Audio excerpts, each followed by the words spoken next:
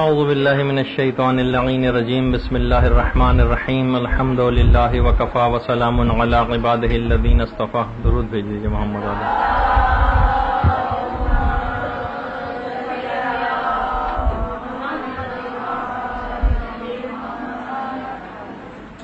جو فقر جن سے دور ہوتا ہے اور رزق کھینچتا ہے جن سے، وہ ہے میانہ روی در مخارج زندگی. یعنی جو ہمارے عمومی جو زندگی ہے اس میں ذرا اعتدال پسندانہ رویہ رکھنا. وہ یہی ہے کہ مثلا بلا ضرورت خریداری نہ کرنا، ہر چیز میں اعتدال سے کام لینا، ضرورت سے زیادہ کوئی چیز نہ لے کر آنا. بعض اوقات ہوتا ہے کہ ہم مثلا جو سپر اسٹور وغیرہ کھل گئے ان کے ساتھ ایک بڑا مسئلہ یہی ہے کہ آپ بہت ساری چیزیں جب لینے جاتی ہیں تو غیر ضروری چیزیں بھی خرید کے لے آتی. بس اب گھس گئے سپر اسٹور میں، اب تو بہت ساری چیزیں، یہ بھی ہے یہ بھی ہے یہ بھی لے لو، تو یہ بھی اس کے اندر ایک چیز آ جاتی ہے.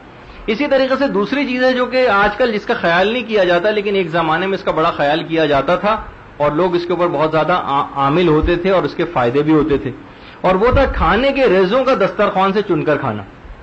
اس سے رزق میں بے پناہ اضافہ ہوتا ہے اور علماء اور مراجع ابھی تک اس پر عمل کرتے ہیں. ہمارے یہ چیزیں آہستہ آہستہ ہو کر ختم ہو گئیں، ورنہ انڈیا میں تو ایک زمانہ تھا کہ صاحبان ایمان اس طرح سے کیا کرتے تھے کہ کھانا کھانے کے بعد اسی دسترخوان پر ایک سجدہ شکر کیا کرتے تھے. اس نعمتیں اس دسترخوان سے ابھی تک ہم نے پروردگار عالم کی کھائی ہیں. ایک سجدہ شکر اسی وقت کھانے کے بعد اسی دسترخوان کے اوپر، وہ بھی ختم ہو گیا. تو بہرحال ایک چیز یہ کہ کھانے کے ریزوں کا دسترخوان سے چن کر کھانا، یہ علماء اور مجتہدین کا ابھی تک کا طریقہ کار ہے، جو کہ ہمارے ہاں اب ختم ہوتا جا رہا ہے. یہاں پر اس مردہ سنت کو دوبارہ زندہ کرنے کی ضرورت ہے. اسی طریقے سے گھر میں حلال جانور پالنا. ویسے تو بکرا یا بکری پالنے کا تذکرہ روایت میں آیا ہے، لیکن کوئی بھی حلال جانور گھر کے اندر پالنا، اس سے بھی رزق میں اضافہ ہوتا. اور ایک ذکر ہے اس سے جو میں نے آپ کو اس سے شاید پہلے لکھوایا تھا، حوقلہ لا حول ولا قوت الا باللہ العلی العظیم کا زیادہ سے زیادہ ورد. یہ بھی رزق کو کھینچ کر لانے والی چیزوں میں سے ایک ہے، رزق کو کھینچ کر لانے والی چیزوں میں سے ایک ہے. اسی طریقے سے پانچویں چیز ہے اس میں صدقہ دینا. صدقہ دینا، اب وہ کچھ معنوی صدقات ہیں، لیکن ابھی ہم ظاہری پیسوں والے صدقے کی بات کر رہے ہیں. ورنہ تو کسی کو مسکرا کے دیکھنا بھی صدقہ ہے، اور کسی مومن کی مدد کرنا بھی صدقہ ہے، اور امر بالمعروف کرنا بھی صدقہ ہے، نیکی کی بات بتائیں، وہ تو بہت ساری پھر صدقے کی معنوی اقسام ہے. نہیں، وہ نہیں ہو پاتا. آپ اس کا مطلب یہ ہے کہ آپ یہاں سے مدرسے کی جو ہم نے اسی وجہ سے اسی اہتمام کے تحت اس صندوقچی کو بنوایا ہوا ہے جو مدرسے کا باکس ہے، وہ آپ جیسے وہ مجتہد سے اجازت یافتہ بھی ہے، وہ حاکم شرع کے نمائندے سے اجازت یافتہ ہے. جیسے ہی آپ اس کے اندر پیسے ڈالیں گے فوراً صدقے کے فائدے سارے مل جائیں گے، کیونکہ حاکم شرع غریبوں کے امور کا نگران ہوتا ہے. وہ اگر اجازت دے دے تو ڈالا جا سکتا ہے. لیکن اگر آپ گھر میں ویسے ہی نکال کے کسی جگہ رکھ رہی ہیں اور اجازت کے بغیر، تو وہ صدقہ اس وقت تک شمار ہوگا ہی نہیں جب تک کہ وہ مستحق کے ہاتھ تک نہ پہنچ جائے. خیر، ابھی صدقے کی بات ہے، صدقے کو یہیں تک رکھیے ابھی فی الحال. اچھا، پھر اس کے بعد آ جاتا ہے والدین سے نیکی کرنا اور ان کو خوش کرنا.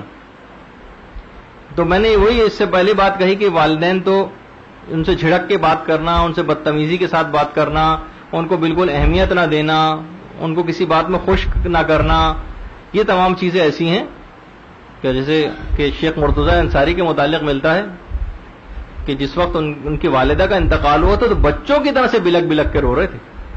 تو لوگ حیران ہوئے کہ آپ اتنے بڑے عالم ہیں، آپ کے لیے زیب نہیں دیتا ہے. تو انہوں نے کہا تمہیں کیا پتا کہ میری ماں کا میرے نزدیک کیا مقام ہے. اور اسی طریقے سے ہمارے کتنے ہی علماء گزرے جنہوں نے کہا تھا کہ ساری زندگی بھی ہم اپنے والدین کے سامنے خشوع و خضوع کا اظہار کرتے رہے، اور قرآنی ایک آیت کے تحت تو میں یہ چاہتا ہوں کہ میرے مرنے کے بعد میری ماں کے قدموں میں میرے لیے قبر بنائی جائے تاکہ میں مرنے کے بعد بھی ان کے قدموں میں ہی جگہ پاؤں. اور ایسے بھی تھے، غالباً شاید علامہ محمد حسین طباطبائی کے متعلق ملتا ہے، ایک اور عالم کے متعلق، یا شاید شیخ عباس قمی کے، کہ اپنے والد کو اپنے گال جو ان کے پاؤں پر رگڑ کے ان کو جگایا کرتے تھے ان کے قدموں سے اپنے. تو ان کے والدین جو دعائیں دیتے تھے اس کے نتیجے میں اتنے بڑے بڑے علماء بنے. تو ہمیں تو کہیں نظر ہی نہیں آتا کہ اپنے والدین کی اس طرح سے کوئی عزت کرتا ہو، اس طرح سے کوئی اکرام کرتا ہو، اس طرح سے ان کا خیال رکھتا ہو، اس طرح سے ان کو خوش کرتا ہو، اس طرح سے ان کے ساتھ نیکی کرتا ہو آگے بڑھ کر. بہت ہوا تو ایک مخصوص رقم بس ایک پہنچا دینا، اور بس جس طریقے سے 1000-2000 ان کو پکڑا دینا کہ باقی تو ان کا کوئی خرچہ ہی نہیں، بس ٹھیک ہے دے تو دیے ان کو پیسے، یہ خیال رکھا جا رہا ہے ان کا. کبھی کبھار بیمار پڑ گئے تو قہرن و جبرن لے کے چلے گئے ڈاکٹر کے پاس، اس کو شمار نہیں کیا جائے گا نیکی میں. یہ بھی ایک حد تک ہوگی بس، لیکن بہرحال جو والدین کا مقام ہے اس سے بڑھ کر. خیر، اس سے بھی آگے چلیے. اس کے بعد ہے عقیق کی انگوٹھی پہننا. عقیق کی انگوٹھی پہننا، یہ بھی ایک ہوا. اس کے بعد اگلی چیز ہے یاقوت کی انگوٹھی پہننا. پھر اگلی چیز ہے زمرد کی انگوٹھی پہننا. پھر 10ویں چیز ہے فیروزے کی انگوٹھی پہننا. اور 11ویں چیز ہے زبرجد کی انگوٹھی پہننا. یقیناً اچھا ویسے تو اس کے اندر فیروزہ وغیرہ بھی آتا ہے، فیروزہ تو آ بھی گیا بلکہ ابھی. تو بہرحال یہ جو سب انگوٹھیاں مولا کے اپنے ہاتھ میں تقریباً روایت ہے کہ 7 یا 8 انگوٹھیاں دونوں ہاتھوں میں ملا کر ہوا کرتی ہیں. تو بہرحال اچھا اب یہ بھی ہے ضروری نہیں کہ آپ پوری 8 انگلیوں میں پوری اس میں 8 انگوٹھیاں پہنے. آپ یہ بھی کر سکتی ہیں بہت سارے سٹون لے کے ایک نگینے میں بھی لگوا سکتی ہیں. تو وہ آپ بازار میں جب اتنی پھرتی ہیں تو وہاں سے یہ چیزیں بھی تلاش کر لیجئے گا. اچھا اب اس کے بعد ہے اگر ان انگوٹھیوں کے اوپر آپ ماشاءاللہ بھی لکھوا لیں تو بس تو سونے پہ سہاگا ہے. بس رزق تو پھر دروازے توڑ کے گھر میں داخل ہوگا ماشاءاللہ اگر انگوٹھی پہ یہ بھی لکھا ہو. اس کے علاوہ پھر ایک اور چیز ہے جو رزق کو لانے کا سبب بنتی ہے اور وہ ہے جمعے کے دن ناخن کاٹنا.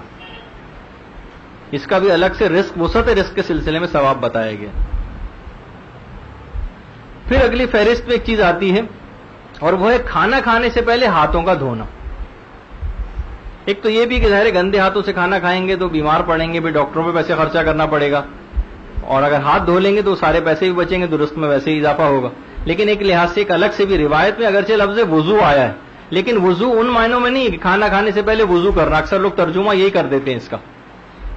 وضو معنی اس میں یہاں پر ہاتھ دھونوں کے معنوں میں آیا ہے. کھانا کھانے سے پہلے ہاتھوں کا دھونا یہ فقر و فاقے کو دور کرتا. اسی طریقے سے ایک چیز اور ہے جو خواتین نے دوسروں کی ذمہ داری لگا دی لیکن بہرحال صفائی تو پھر بھی ہو جاتی ہے اور وہ ہے گھر میں جھاڑو دینا. گھر میں جھاڑو دینا یہ بھی فقر و فاقہ دور کرتی ہے اور اس کو کھینچ کے لاتی. پھر ایک بہت سی روایات میں ہے کہ گھر میں داخل ہوتے وقت اہل خانہ کو سلام کرنا. اہل خانہ کو سلام کرنا. دیکھیے بچوں میں یہ عادت بہت راسخ ہونی چاہیے کہ گھر میں جب آئیں تو سب آ کر گھر میں سلام کریں، بالکل سختی کے ساتھ اس معاملے کو، تاکہ بچے آداب اسلامی بھی سیکھیں. دیکھیے بہت سے طریقہ کار ہوتے ہیں، اکثر بچے کھیل میں لگے ہوتے ہیں، کچھ کر رہے ہوتے ہیں، ان کو یاد دہانی کرانے کے لیے آپ یہ نہیں کریں کہ مثلا ہمیشہ تو خود سلام کر لیں ان کو، وہ بھی اپنی جگہ پر ہے لیکن بچے ابھی اس مرحلے سے گزر رہے ہوتے ہیں. یعنی میرا خود تجربہ ہے کہ بچوں کے پاس اگر کبھی وہ متوجہ نہیں ہیں، کھیل کود رہے ہیں اور میں گھر میں داخل ہوا ہوں تو ان کے پاس جا کے صرف خاموشی سے کھڑا ہو جاتا ہوں. تو جب انہیں پھر یاد آ جاتا ہے اچھا ابو کو سلام کرنا. تو ایک چیز یہ بھی ہے کہ آپ بہت ساری چیزیں ان کو سکھائیں بھی اور ان کو بار بار کبھی ایسا نہ ہو کہ ان کو بار بار احساس دلاتے رہیں کہ ہاں یہ سب چیزیں اسلامی آداب سے، تاکہ وہ سیکھتے جائیں. اچھا اگر گھر میں یہ بھی ہے روایت میں کہ اگر گھر میں لوگ موجود ہوں تو ان کو سلام کیا جائے اور گھر میں اگر کوئی نہیں ہے تو اپنے آپ کو سلام کیا جائے. اچھا اسی طریقے سے بہت ساری روایت میں یہ بھی کہ اپنے بچوں کا نام محمد، احمد، علی، حسن اور حسین رکھنا. درود بھیجیے محمد والے محمد.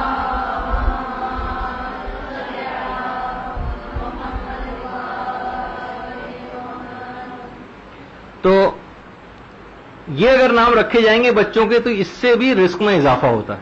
اس طرح کے بابرکت نام جب گھر میں پکارے جائیں گے، البتہ دیکھیے بہت سارے نام ایسے ہیں کہ پھر یہ اگر رکھ دیے جائیں تو پھر ان کو برے ناموں سے نہ پکارا جائے. جب ایک امام کو پتہ چلا کہ ایک صحابی نے اپنی بیٹی کا نام فاطمہ رکھا ہے تو امام نے اس کو پھر بلا کر منع کیا کہ کبھی اس کو برا بھلا نہ کہنا.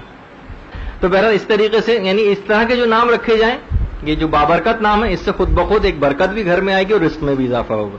اب آ جائیے وہی چیز حج و عمرے کو ادا کرنا. ایک تو یہ ہے کہ حج و عمرہ ایک دفعہ بھی کرنے جائیں گے نا تو بے پناہ رزق میں اضافہ ہوگا. اور ایک اور اس کے بعد چیز ہے مداومت حج و عمرہ. اگر کسی کے پاس پروردگار نے سہولیات دی ہیں اور وہ ہر سال حج پہ جا سکتا ہے یا ہر سال عمرے پہ جا سکتا ہے یا اس سے زیادہ دفعہ جا سکتا ہے تو وہ جتنی دفعہ جائے گا اس کے رزق میں وسعت ہوتی جائے گی. دیکھیے یہاں تک ملتا ہے وہ کہ شہید دستیغ شیرازی کے پاس ایک دفعہ ایک عورت آئی اور کہا کہ مستحب حج کے لیے میں جانا چاہتی ہوں، اس کا فقہی مسئلہ بتائیے. انہوں نے کہا دیکھو اگر تم مستحب حج پہ جانا چاہتی ہو، ابھی یہ واقع بیٹھا ہے، اس کی شادی کا مسئلہ ہے اور بہت زیادہ غریب ہے اور میں گارنٹی دیتا ہوں کہ اس سے زیادہ تم کو ثواب ملے گا کہ تم نے اس کو پیسے دے دی. کہنے لگی بس جتنا پوچھ رہے ہو نا اتنا بتائیے، اس سے زیادہ بتانے کی ضرورت نہیں. تو بہت سے لوگ اتنا زیادہ اس پہ وہ ہوتے ہیں کہ ان کو بالکل اسپیسیفکلی جواب چاہیے, زیادہ ثواب بھی نہیں ہمیں لیکن کرنا یہی کام. لیکن بہرحال حج و عمرے کے اندر ایک ایسی چیز ہے, بلکہ یہاں تک ہے کہ اگر کیا زیادہ بہتر ہے, علماء سے پوچھا بھی گیا, ویسے انشاءاللہ جو حج کی کلاسز ہوں گی اس میں بھی یہ بات آئے گی کہ ہمارے لیے بہتر کیا ہے. ہم استطاعت رکھتے ہیں, ہم ہر سال حج پہ جا سکتے ہیں, ہر سال خود حج پہ جاتے رہیں, یا ہم یہ بھی کریں کہ کسی اور کو جس نے کبھی حج نہ کیا اس کو حج پہ بھیج دیں. کیا کس میں زیادہ ثواب اور فائدہ ہے؟ جواب علماء کی طرف سے یہی آتا ہے روایات کی روشنی میں کہ خود ہی ہر سال حج پہ جانے کا زیادہ ثواب. لیکن یہ ضرور ہے کہ اگر آپ کوئی چاہیں کہ کسی کو اور وسعت دیے تو اس کو بھی بھیج دیں, لیکن خود بھی چلے جائیں. اور کبھی دیکھیں کہ واقعی زیادہ ضرورت ہے تو کسی اور کو بھی بھیجا تو جا سکتا ہے, لیکن زیادہ ثواب پھر بھی خود ہی حج و عمرے پہ جانے میں. تو مداومت حج و عمرہ یہ اس کے بعد ہے, یعنی کثرت کے ساتھ اگر خدا حالات ایسے رکھے اور اتنی کشائش اور اتنی وسعت دے رزق کے اندر, تو بہرحال ہر سال حج و عمرے پر جانا یہ زیادہ ثواب رکھتا ہے. اسی طریقے سے دن میں کم سے کم 2 مرتبہ مسواک کرنا بھی وسعت رزق کا سبب بنتا ہے. دن میں کم سے کم 2 مرتبہ مسواک کرنا. مسواک سے مراد ٹوتھ برش بھی ہو سکتا ہے, وہ لکڑی بھی ہو سکتی ہے, اور وہ نہ ہو تو کم سے کم انگلی کو ہی اپنے دانتوں پر پھیر لینا, یہ بھی مسواک میں شمار ہو جاتا ہے. اسی طریقے سے اگر پروردگار نے وسعت دی ہے رزق میں تو امام حسین علیہ السلام کی سال میں 3 مرتبہ زیارت, اللہم صلی علی محمد وعلی محمد, امام کی سال میں کم سے کم 3 مرتبہ زیارت پر جانا, یہ بے پناہ رزق کو لانے والی چیزوں میں سے ایک. 3 مرتبہ سال میں. لیکن یہ کہ اگر کوئی شخص نہیں جا سکے تو بہرحال یہ بھی فقر و فاقے کو بالکل دور کر دیتی ہے. بلکہ ہمارے 7ویں امام کی تو یہ حدیث ہے, ہمارے امام موسیٰ کاظم اللہم صلی علی محمد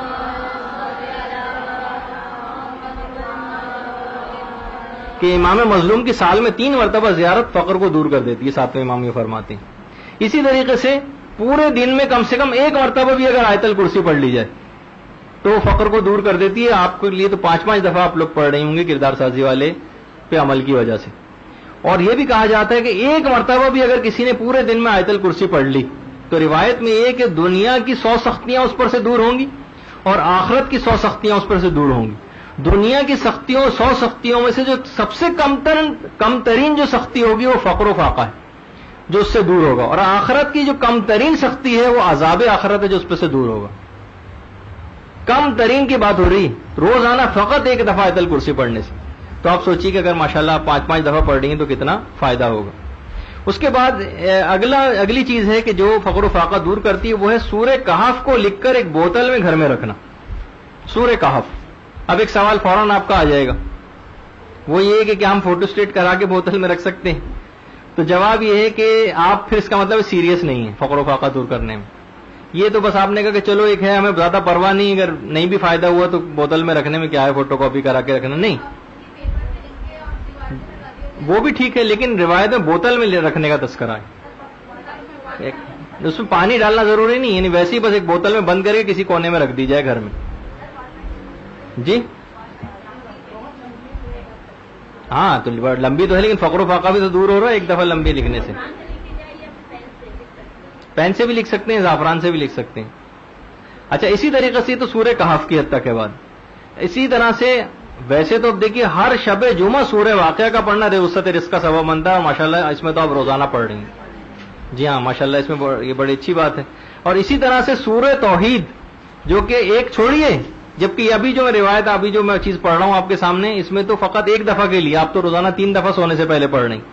سورہ توحید جو شخص 1 دفعہ بھی تلاوت کر لیتا ہے وہ خود تو چھوڑیے اس کے پڑوسیوں تک کا فقر دور ہو جاتا ہے. فقط 1 دفعہ پڑھنے سے بھی, فقط 1 دفعہ پڑھنے سے پڑوسیوں تک کا فقر و فاقہ دور ہو جاتا ہے. جی اسی طریقے سے یہ بھی ماشاءاللہ اس پر بھی آپ عامل ہیں, اور وہ ہے تسبیح حضرت فاطمہ الزہرا سلام اللہ علیہا کا پڑھنا.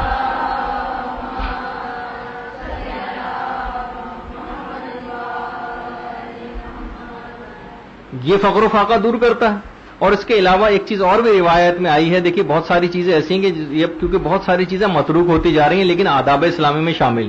بہت ساری روایت میں اس بات کا بھی تذکرہ آیا ہے کہ مثلا اگر کوئی کسی کے پاس مہمان آئے اور کچھ کھائے پیے بغیر جا رہا ہو, تو دیکھیے ایک تو یہ کہ کچھ نہ کچھ مہمان کو چاہے وہ پانی ہی تھوڑا سا کیوں نہ صحیح ضرور پلا دیا جائے, کیونکہ روایت میں یہ یہاں تک بات آئی ہے اگر کوئی شخص کچھ کھائے پیے بغیر کسی کے پاس سے چلا جائے تو ایسے ہی جیسے کسی مردہ کے پاس سے اٹھ کر گئے تو کچھ نہ کچھ ضرور، لیکن اگر اس کا اگر موقع نہ ہو تو مہمان کا عرق گلاب سے چہرہ دھلوا دیا جائے. اچھا، اس کے بہت سارے فائدے، ایک تو چہرہ خوبصورت بہت ہو جاتا ہے، ایک تو یہ بھی روایت میں آپ لوگوں کے لیے انٹرسٹنگ ایک پوائنٹ ہے اس میں. اچھا، دوسرا یہ کہ ایران میں بھی خاص طور پر ایک دفعہ پروردگار نے ایک توفیق دی تھی، زیارات کے لیے گیا تھا تو ہمارے ایک دوست عالم ہیں وہاں پر، وہ ایک جگہ بازار میں لے گئے تھے ایک درزی سے ملوانے کے لیے. انتہائی متقی و پرہیزگار درزی، اور بات میں قرآن و حدیث کے حوالے، علماء تک اس کے پاس اپنے آبائیں سلوانے کے لیے آتے ہیں. ظاہر ہے کہ درزی کی دکان اور بھی کام وغیرہ ہو رہے تھے وہاں پر، لیکن اس نے اس حدیث کے اوپر عمل کرنا کہ جب اس کے پاس سے میں رخصت ہوا تو جاتے جاتے اس نے عرق گلاب سے میرا چہرہ دھلوایا. تو ایک تو محبت کا اظہار بھی ایک ہوتا ہے انسان کے ساتھ عقیدت کا، اور دوسرا یہ کہ روایت کے اوپر اور اس طرح سے عمل بھی ہو جاتا ہے. تو چہرے پر گلاب کا پانی ڈالنا، اور اس سے وسعت رزق کے سلسلے میں بھی مجرب شمار کیا گیا کہ اگر انسان اپنے چہرے پر بھی گلاب کا پانی ڈالتا رہے تو ایک ایسی برکت آتی ہے کہ جس سے رزق بھی کھنچتا ہے. اور اسی طریقے سے جیسے کہ امام کی زیارت کا، امام مظلوم کی زیارت کا بھی آپ نے سنا، اسی طریقے سے ہمارے چھٹے امام جعفر صادق علیہ الصلوۃ والسلام،